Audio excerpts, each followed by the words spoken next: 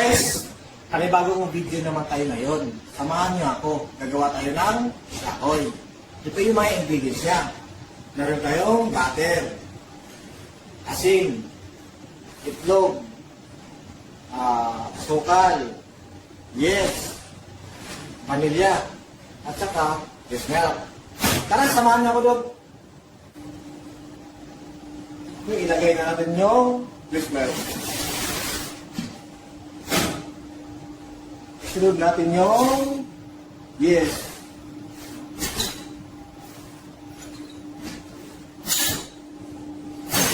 Sunod natin yung itlog.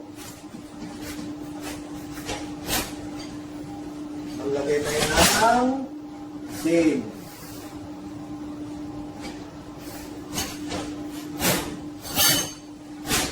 Sukal.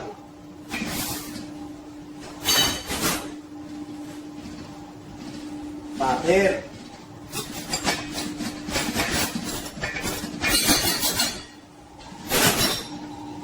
At vanilya. Konti lang. At paikutin natin ngayon.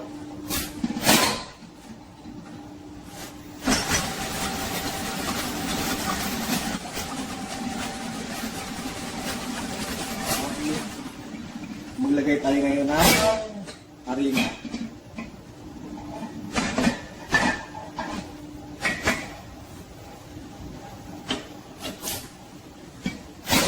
At paikutin natin ulit.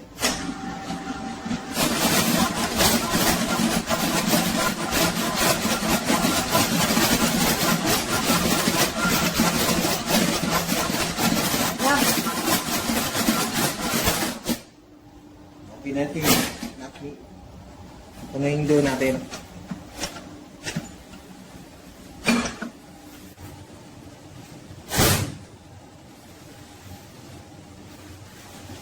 Okay, tapos na yung dough natin.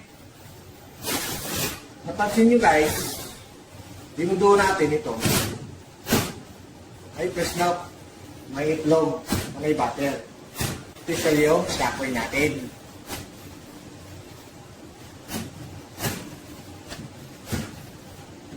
Tuloy na natin.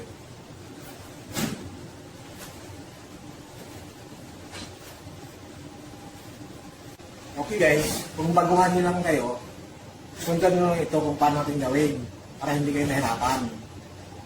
Okay, gagawin na natin yung yakoy.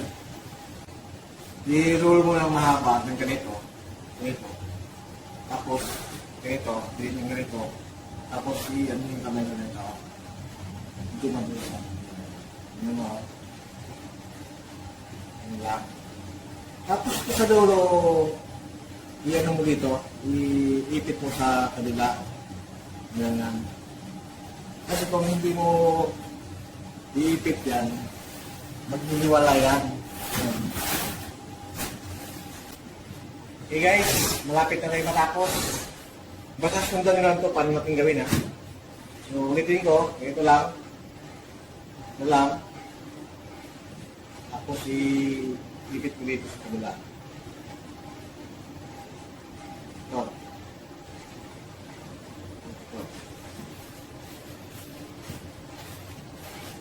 Ngayon, pagkatapos nito,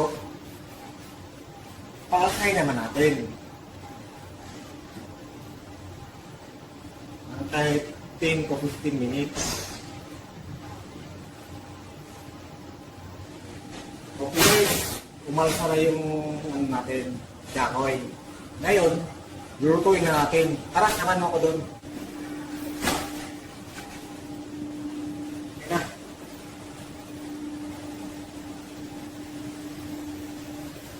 Ngayon ako nakaprepare ng mantika. Ngayon, lalito yung mantika. Tingnan mo lang.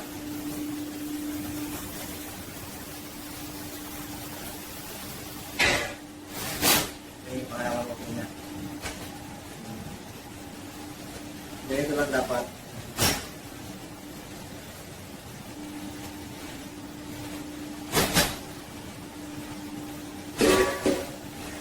Okay, ito na.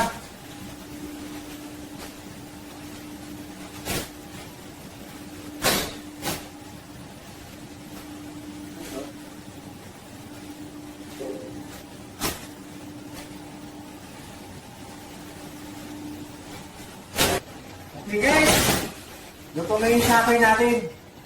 Yung gagawin natin, liburan natin na ngayon ng sukal. Ganito lang guys. Ganito lang guys. Ganyan ito.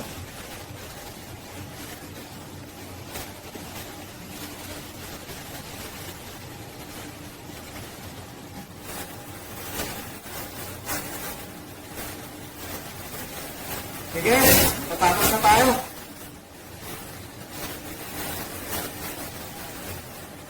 Okay, tapos na tayo. Binigyan sa amin natin.